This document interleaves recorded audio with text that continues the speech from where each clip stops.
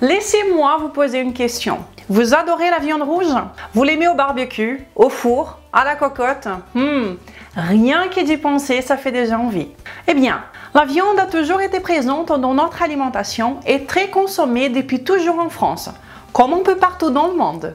Mais depuis quelques décennies, et maintenant plus que jamais, je pense, nous recevons toujours le même message. La viande rouge est dangereuse pour la santé. La viande rouge n'est pas saine. Mais est-ce que cela a des bases pour être affirmé aussi fortement? Est-ce que c'est vrai? Eh bien, si vous voulez en apprendre davantage sur ces sujets, vous pouvez déjà me laisser votre like pour me motiver à continuer à faire des vidéos. Et commençons la vidéo d'aujourd'hui tout de suite.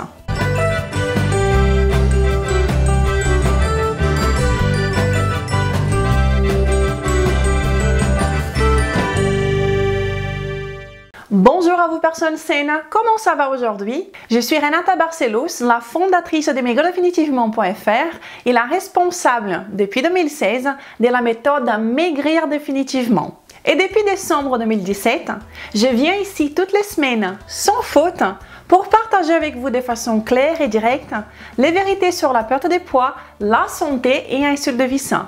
Et le tout basé à 100% sur ce qu'il y a de mieux dans la science nutritionnelle disponible actuellement. Et le sujet d'aujourd'hui est la viande rouge. Et pour commencer, vous avez sans doute remarqué que depuis quelques temps, nous voyons dans les médias des célébrités, des influenceurs attaquer la viande rouge. Un aliment que l'être humain a toujours consommé, littéralement. Et il y a quelques mois, il y a eu un article qui est sorti dans le New York Times aux États-Unis et qui disait ce qui suit. Mangez moins de viande, disaient les scientifiques. Maintenant, certains croient que c'était un mauvais conseil. Et il continue. Les preuves sont trop faibles pour justifier le conseil de manger moins de bœuf et de porc, selon de nouvelles recherches. La découverte érode la confiance du public, selon les critiques. Ce qui est intéressant au sujet de cet article est que normalement, tout article diabolise la viande rouge. C'est donc assez surprenant qu'un article affirme comme ça que les conseils de ne pas manger de la viande n'est pas bien, selon une nouvelle recherche. Dans cet article, ils affirment que cette nouvelle recherche a révisé 72 articles qui portaient des données de 55 populations différentes, avec presque plus de 4 millions de participants.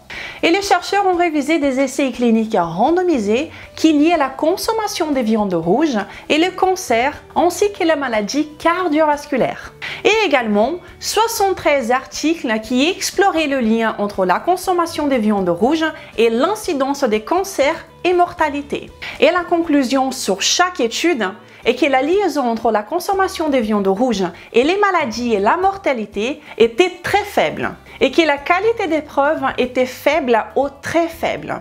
Et c'est intéressant en effet ce que dit cet article du New York Times. Mais si vous me suivez ici depuis quelque temps, si vous connaissez mon travail, le travail que je fais ici toutes les semaines, vous savez très bien que nous ne devons jamais croire aux articles qui sortent dans les médias sans vérifier quoi? Et oui, sans vérifier les références. Et donc, allons voir maintenant qu'est-ce que c'est que cette nouvelle étude, cette nouvelle recherche. Car tout le temps, il y a une étude qui sort et qui critique la consommation de viande rouge, n'est-ce pas? Et nous devons toujours consulter les références pour savoir si les études méritent d'être citées dans les grands médias. Et comme dans le cas que je viens de vous montrer ici. Venez donc avec moi pour voir si cette étude est réellement pertinente ou pas. Et donc, ce que nous avons devant nous est une nouvelle révision sur la consommation de viande rouge publiée en octobre dernier et qui a été publiée dans les Annals of Internal Medicine. Et c'est seulement la plus grande révision jamais faite sur ce sujet dans toute l'histoire. Cette révision est le résultat de 3 ans de recherche d'un groupe de 14 chercheurs dans 7 pays différents. Cette révision est la plus grande jamais menée sur cette question et c'est la plus récente disponible. Cette révision a révisé toute la littérature et cela veut dire toutes les preuves, toutes les évidences disponibles de nos jours qui ont étudié la liaison entre la consommation de viande rouge et le cancer ainsi que les maladies cardiovasculaires. Et c'est-à-dire que c'est une révision de toute la littérature qui est disponible à tout le monde. C'est l'état de l'art de la littérature scientifique. Et c'est ça la nouvelle étude. Et je me doute bien que vous voulez connaître la conclusion de cette révision, n'est-ce pas? Eh bien, d'abord, ils ont révisé tout ce qui concernait la viande non transformée. Et cela veut dire la viande que vous trouvez en boucherie, qui n'ont pas été transformées. La viande de bœuf, steak, côte, viande hachée, côte échine de porc, des viandes non transformées. Et ils ont révisé 12 essais cliniques randomisés et 40 études de cohorte. Et la conclusion est qu'il y avait un niveau de certitude scientifique très faible sur le fait que des diètes avec peu de viande aient des effets positifs dans les marqueurs cardiométaboliques pour le cancer. Et lorsqu'ils ont révisé les études sur les viandes transformées, qui sont celles dont tout le monde a peur, les charcuteries, car oui, tout le monde sait, la charcuterie va vous tuer. Eh bien, pour la plus grande surprise de nombreuses personnes, la conclusion a été la même. La qualité des preuves qui affirmait que la charcuterie est mauvaise pour la santé est également très faible. Et l'objectif de cette révision était de pouvoir donner de nouvelles recommandations à ce qui devait être conseillé à la population, en ayant pour base une révision très complète et très pertinente. Voulez-vous donc voir la conclusion de cette révision ainsi que les recommandations de ces groupes de chercheurs? Je vous la montre. Mais avant, je voulais vous inviter à vous abonner à cette chaîne maintenant si vous ne l'êtes pas encore. Et cliquez sur la petite cloche pour que vous soyez prévenus à chaque fois qu'une nouvelle vidéo est disponible ici. Je viens ici toutes les semaines pour vous aider du mieux que j'ai pu avec mes vidéos. Et je fais de mon mieux à chaque vidéo pour partager avec vous ce qui peut vous aider vraiment à vivre plus tout en ayant une bonne forme physique. Vous pouvez également me suivre sur Instagram. Ok, donc allons lire ensemble la conclusion de cette méga révision. Le panel suggère que les adultes continuent à consommer de la viande non transformée comme ils le faisaient, tout comme nous suggérons que les viandes transformées continuent également d'être consommées. Selon nous, il n'existe pas assez de preuves pour recommander la diminution de la consommation des viandes. Et il continue encore. Nous avons des évidences, des preuves des potentiels bénéfices à la santé d'une diète omnivore contre une diète végétarienne en ce qui concerne le développement musculaire et l'anémie. Mais ils n'ont pas particulièrement révisé ces données. Mais ce n'est pas une surprise qu'éviter un aliment aussi riche en nutriments que la viande peut et va nous causer des problèmes et des carences si l'alimentation n'est pas bien prise au sérieux. Et malgré le fait que nous ayons des bonnes évidences solides en ce qui concerne la consommation des viandes, il y a toujours une avalanche d'études qui montrent les dangers de la viande. Comme nous avons tous entendu parler de ces documentaires tendancieux comme les Cowspiracy, les What a Health, ainsi que le Game Changers. D'ailleurs, j'ai mis 3 semaines, mais j'ai fait une vidéo pour parler du Game Changers. Et là, j'ai parlé des bonnes sciences ainsi que des bons sens. Dans le What a Health, ils ont même eu le courage de dire que manger des œufs était aussi mauvais pour le cœur que fumer et que les viandes causaient le diabète.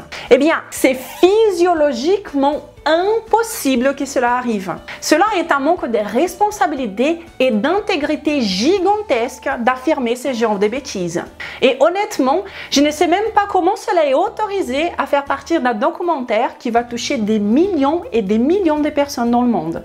Regardez avec moi ces graphiques de le CDC, qui est le Centre de contrôle des maladies des États-Unis. Il montre qu'à partir des années 1975, la ligne que vous voyez en bleu est la consommation des viandes. La consommation des viandes baisse toujours plus et ça a commencé au même temps que ces publicités mensongères. La ligne rose que vous voyez est l'incidence du diabète de type 2. Nous voyons que plus la population a diminué la consommation de viande, plus elle a augmenté les cas de diabète de type 2. Eh bien, vous ne devez pas être un génie en ce qui concerne la science pour comprendre que pour qu'une chose cause un problème, elle doit au moins être associée l'une à l'autre. C'est impossible que les viandes puissent influencer dans le développement du diabète de type 2 si avec une diminution de la consommation de viande, il y a une hausse dans les cas de diabète.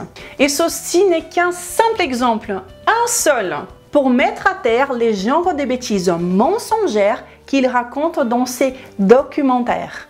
Donc, faites attention avec vos sources d'informations, qu'elles soient des youtubeurs, des médias, Netflix, des influenceurs. Contestez tout le monde. Contestez moi-même. Il faut toujours contester les références. Contestez toujours la source des informations, car vous courez quotidiennement le risque de vous faire avoir si vous n'êtes pas sceptique au sujet de votre santé et de tout ce que vous regardez et que vous écoutez autour de vous. Mais ce que je trouve le plus inquiétant dans toute cette histoire est que malgré cette révision gigantesque sur la consommation de viande, les guides alimentaires de pratiquement tous les pays du monde suggèrent que vous devez diminuer la consommation de viande. Ainsi comme l'Institut américain du cancer suggère la réduction de la consommation de viande. Et je me demande, mais sur quoi se base-t-il pour affirmer cela aussi fortement? Nous avons ici une révision complète de tout ce qu'il y a de disponible et cette révision est disponible à tout le monde. Les gouvernements ont accès à cette révision, tous les nutritionnistes ont accès à cette révision, les médecins, les diététiciens, même vous à la maison. Si vous arrêtez la vidéo et que vous copiez le titre sur Google, vous trouvez la révision. Si l'état de l'art de la science actuelle montre que la consommation de viande n'a rien à voir avec les problèmes cardiaques et le cancer, pourquoi continuer de suggérer de diminuer sa consommation de viande? Et la morale de l'histoire est que cette nouvelle étude, qui est disponible à tout le monde et qui est seulement la plus grande jamais faite, la plus actuelle révision de toutes les preuves que nous avons dans la littérature scientifique sur la consommation de viande, les problèmes métaboliques, les problèmes cardiaques et aussi le cancer. Et cette révision nous suggère de continuer à consommer de la viande comme nous le faisions. Et donc, la prochaine fois que vous verrez un article dans les médias, ou bien que vous entendez un professionnel de santé désactualisé, ou n'importe qui diabolise la consommation de viande, restez vigilants, car il n'y a pas de base pour soutenir ces affirmations. Tout simplement pas. Et plus encore, il y a des bases très solides, une grande révision systématique qui affirme qu'il n'y a pas de raison pour avoir peur de la viande. Et je vous répète encore une fois que cette révision est disponible à tout le monde. Ce n'est pas une question d'être d'accord ou pas. Avec ces niveaux d'évidence entre les mains, il n'y a simplement pas de discussion possible. Si quelqu'un répète encore que les viandes sont nocives, c'est parce qu'elle n'est pas actualisée ou parce qu'elle vous trompe, tout simplement. Mais je vous préviens déjà qu'il y aura vraiment beaucoup et de nombreuses études qui vont affirmer encore que les viandes sont dangereuses. Je vous invite alors à regarder la vidéo que j'ai partagée ici sur les différents types d'études et pourquoi elles ne sont pas toutes égales. Les études qui sortent dans les médias sont normalement des études observationnelles, prospectives. Dans ces études, ils analysent un milliard de variables et essayent d'associer positivement la consommation de viande et les maladies. Et le mot-clé ici est association. Les études observationnelles ne peuvent pas établir un lien de cause et effet, de causalité. Ces études doivent passer par un essai clinique randomisé pour faire une intervention clinique chez les humains, pour valider ou pour réfuter la théorie associée. Et les essais cliniques randomisés, ici nous parlons des vraies études scientifiques, ce sont des interventions cliniques chez les personnes réelles. Et les essais cliniques randomisés nous montrent que ceux qui mangent plus de viande rouge et moins d'aliments transformés améliorent leur santé et ne sont pas plus à risque comme tout le monde aujourd'hui veut nous faire croire. Donc, soyez attentifs. Et il y aura encore une tonne d'études tendancieuses et de faible pertinence qui vont sortir au sujet des maléfices des viandes rouges. Harvard, par exemple, sort au moins 2 études de ce genre par an, en raison des dinosaures qui rôdent encore et encore dans l'administration de cette institution publique et qui travaillent étonnamment pour l'industrie qui bénéficie directement de la diminution de la consommation de viande par la population. Pour vous donner un exemple, Harvard est en guerre contre cette révision que je viens de vous montrer. Il demande de rétractation de la part du New York Times et des médias, car tout cela va à l'opposé de ce qu'ils veulent mettre en avant, qui est une alimentation végétarienne et végane. Il y a eu même une histoire de menaces et intimidations à la rédactrice en chef de l'un des plus grands journaux scientifiques. Sa boîte mail a été bombardée par des messages envoyés automatiquement et en masse. Et c'était bien la première fois qu'un journal scientifique a été ouvertement attaqué. Et c'est scandaleux. Il n'y a eu rien de nouveau. Personne n'a trouvé un résultat par hasard. Le travail des chercheurs de cette révision a été simplement de réviser pendant 3 ans toutes les évidences qui étaient déjà disponibles. Il n'y a pas de désaccord possible face à ces genres d'évidences. Et seulement les attaques reçues pour la première fois dans l'histoire, un journal si important nous fait comprendre à quel point il y a effectivement une manœuvre très organisée pour l'intégration, coûte que coûte, d'une alimentation avec le moins possible de viande. Et parlons évolution. J'aime beaucoup, et je le fais assez souvent, de donner une vision évolutive des choses. Les viandes ont toujours été présentes dans l'alimentation de l'être humain. Nous les consommons depuis des millions d'années. Et il n'y a pas de sens de penser qu'un aliment aussi ancien puisse être la cause des maladies aussi nouvelles. Nous avons bien documenté le fait que le diabète, les maladies cardiovasculaires et même les cancers étaient rares. Il n'y a pas de sens tout simplement pour penser qu'un aliment qui nous a permis d'évoluer en tant qu'espèce humaine soit la cause de ces problèmes de santé chroniques si modernes. Et si vous partez là tout de suite, vivre dans la nature, vous allez devoir chasser et manger de la viande pour vivre.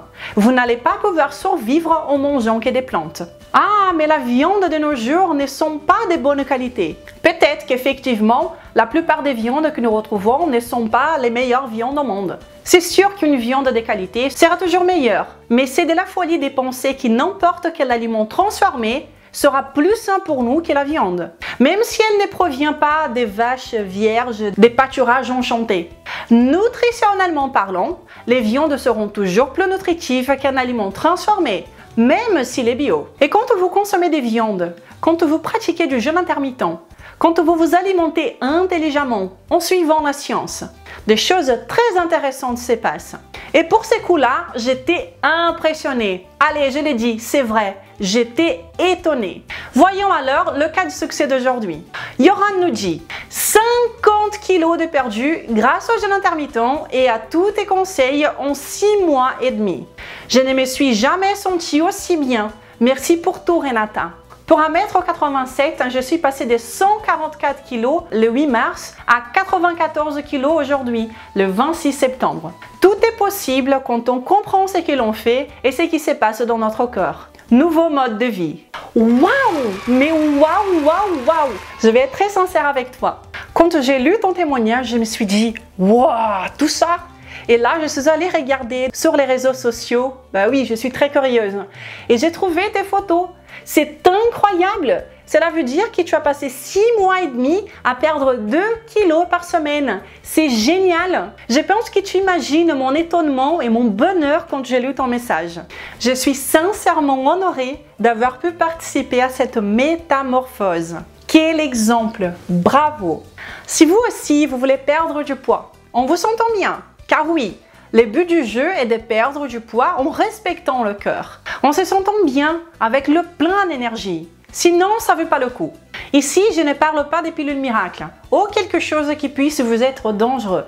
Mon travail ici est de vous montrer ce que la science nous montre comme en étant la meilleure stratégie pour perdre du poids.